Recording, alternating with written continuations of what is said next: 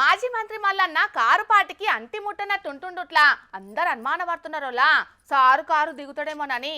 అప్పట్లో ఓ తాప ఇసొంటి ముచ్చట్లు నిన్నబడితే చల్ నేను సార్తోటే ఉన్నా కార్లనే కూర్చున్నా అని చెప్పుకొచ్చిండు మల్లన్న. కానీ బీఆర్ఎస్ పార్టీ కార్యానికి పోకుండా సీఎం రేవంత్ రెడ్డి సభకు పోయి అందరినీ పరేషాన్ చేసిండు కదా మొన్నట్ల మల్లన్న.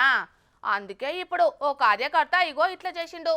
ఎన్నికలప్పుడు కార్యకర్తల రక్తం మరిగిపోవాలే అంటుంటారు కదా లీడర్లు. అట్లిప్పుడు మాజీ మంత్రి మల్లారెడ్డి సారు కారు పార్టీకి దూరంగుండు చెయ్యబట్టి సారును నమ్ముకున్న ఓ కార్యకర్త రక్తం నిజంగానే మరిగిందుల్లా. అందుకే ఏకంగా రక్తంతోటి బహిరంగ లేఖ రాసిండు మల్లన్నకు. మీకు పార్టీ గుర్తున్నదా సారు, లేక పార్టీకి మీరేమన్నా గెస్ట్ ఆర్టిస్ట్ అయిపోయినరా అనుకుంటా రక్తంతోటి లేఖ రాసి కడుపు లోపటున్న బాధనంతెల్లగక్కిండు ఆ కార్యకర్త. మా కోసం కాదు పార్టీ కోసమన్నా ఒక్కపారి వెనుకకు తిరిగి చూడుండ్రి సారు అని కోరిండు.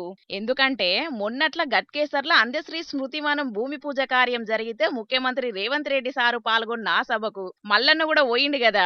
ఇక అదే టైంలో బీఆర్ఎస్ పెట్టిన యువ సంగ్రామ సదస్సుకేమో డుమ్మా కొట్టిండు సారు. కారుల ఊసోనుంటాడా లేకుంటే ఇంకేదన్నా పార్టీ తీర్థం పుచ్చుకుంటాడా అని దీని మీద మస్తు చర్చసుతం జరిగింది రాజకీయాలల్లా. ఇక ఇప్పుడు అదే అనుమానంతోటి సారును నమ్ముకున్న కార్యకర్త కడుపు మండి రక్తం దారవోసి లెటర్ రాసిండు. గులాబీ జెండాను భుజాన మోసిన లక్షలాది కార్యకర్తల నమ్మకాన్ని దెబ్బతీస్తున్నాడని ఆవేదనెల్లగక్కిండు కార్యకర్త. అధికారంలో ఉన్నప్పుడు జోరు జూయించి పార్టీ కష్టకాలంలో ఉన్నప్పుడు దూరంగుంటారా సారు అని ప్రశ్నలు లేవనెత్తిండు ఈ లెటర్లా. కార్యకర్తలంటే నీ కాలేజీలలో పనిచేసే ఉద్యోగుల లెక్క చూసుకుంటా పార్టీ నాగం పట్టిస్తున్నావని ఘాటుఘాటు మాటలే రాసిండు. ఇంకా కార్యకర్తలను మర్చిన లీడరు చరిత్రహీనుడిగా కాలగర్భంలో కలిసిపోవుడు తథ్యమని శాపనార్థాలు కూడా పెట్టిండు. మరిగా మల్లన్న ఇప్పటికన్నా మౌనం వీడుతాడా, రక్తంతోటి రాసిన కార్యకర్త లేఖకు ఏమన్నా బదులిస్తాడా చూడాలిగా.